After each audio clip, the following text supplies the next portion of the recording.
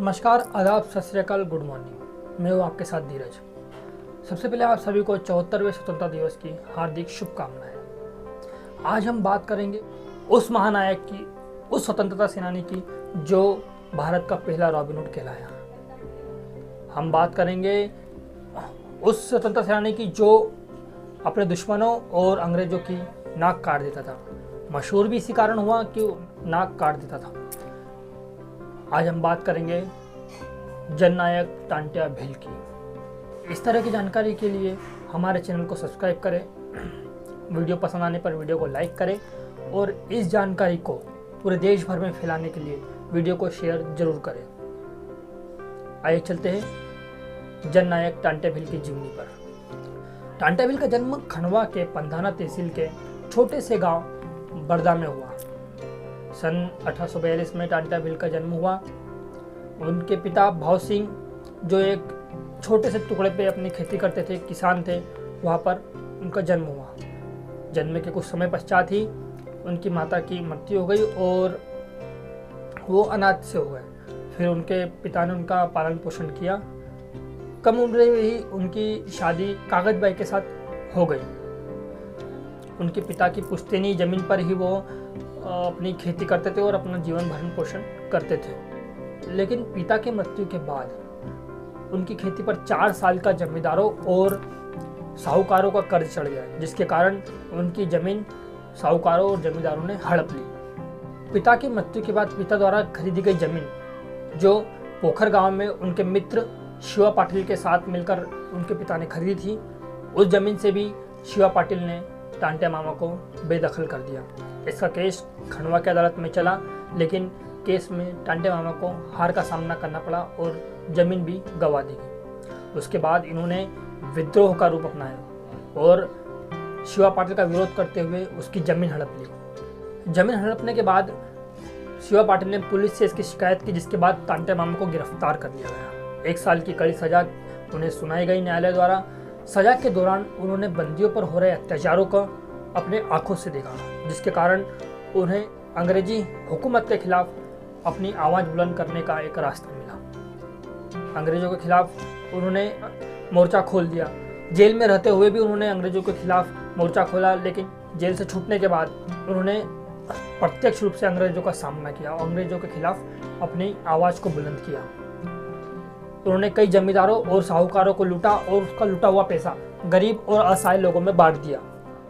इसके बाद जननायक तांत्या भील गरीबों का मसीहा बन गए। गरीब, असहाय और आदिवासी लोग उन्हें अपना भगवान मानने लगे। स्वतंत्रता सेनानी का यह एक दूसरा रूप भी आपको देखने को मिल जाएगा। वह भारत के पहले रॉबिन हुड भी कहलाए, क्योंकि वह साहूकारों से लूटा हुआ पैसा अपने पास नहीं रखते थे, बल्कि अपने गरीब जनता और असहाय लोगों में बांट देते थे। 30 जून 1876 में तांत्या मामा ने जमींदार हिम्मत सिंह की हत्या कर दी। यह उनके जीवन काल की पहली हत्या थी।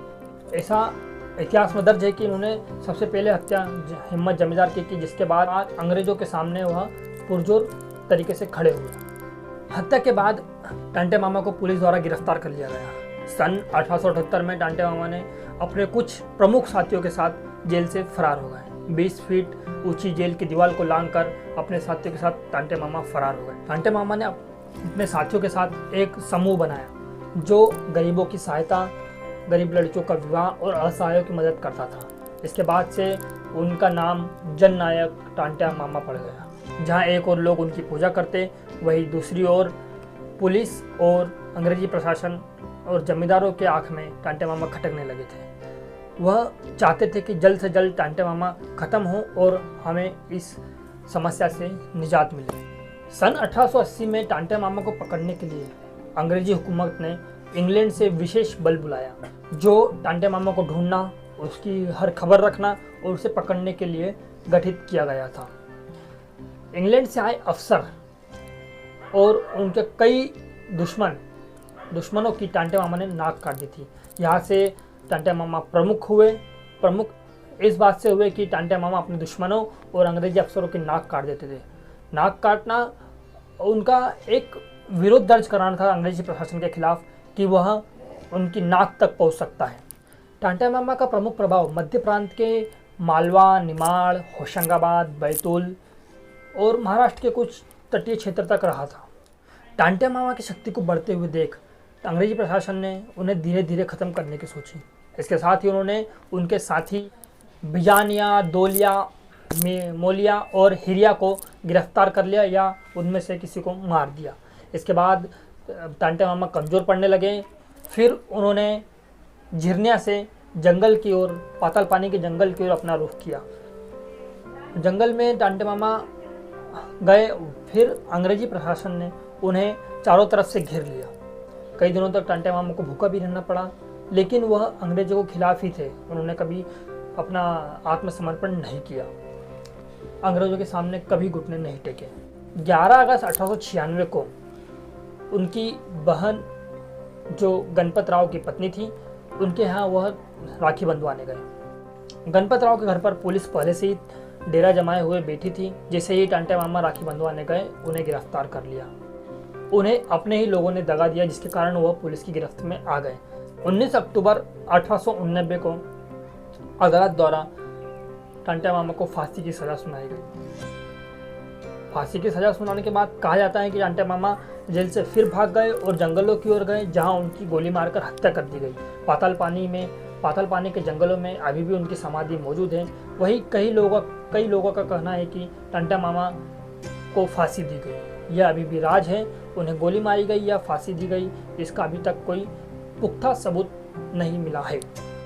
10 नवंबर 1990 में जब उनकी मृत्यु हुई, द न्यूयॉर्क टाइम, जो उस समय का सबसे प्रतिष्ठित अखबार था, उसने टांटे मामा को भारत का पहला रॉबिन हुड कह के संबोधित किया और उन्हें प्रकाशित किया। जिसके बाद टांटे मामा रॉबिन हुड के नाम से भी जाने जाने लगे। कहा जाता है कि टांटे मामा की आत्मा आज भी पाताल पानी के जंगलों में रहती है, उनकी समाधि के पास रहती है। यहाँ से गुजरने वाली ट्रेन वहाँ रुककर 5 मिनट उन्हें सलामी देती है, फिर ही आगे बढ़ पाती है। कहा जाता है कि यदि ट्रेन उन्हें सलामी नहीं देगी तो वह ट्रेन का हादसा हो जाएगा या फिर ट्रेन किसी दुर्घटना से ग्रसित हो जाएगी। टांटे मामा की आत्मा अभी भी जिंदा है, ऐसा लोगों का मानना है, और वो अभी भी हमारे साथ है। कहा जाता है कि वहाँ के रहवासियों के सपने में टांटे मामा आते हैं।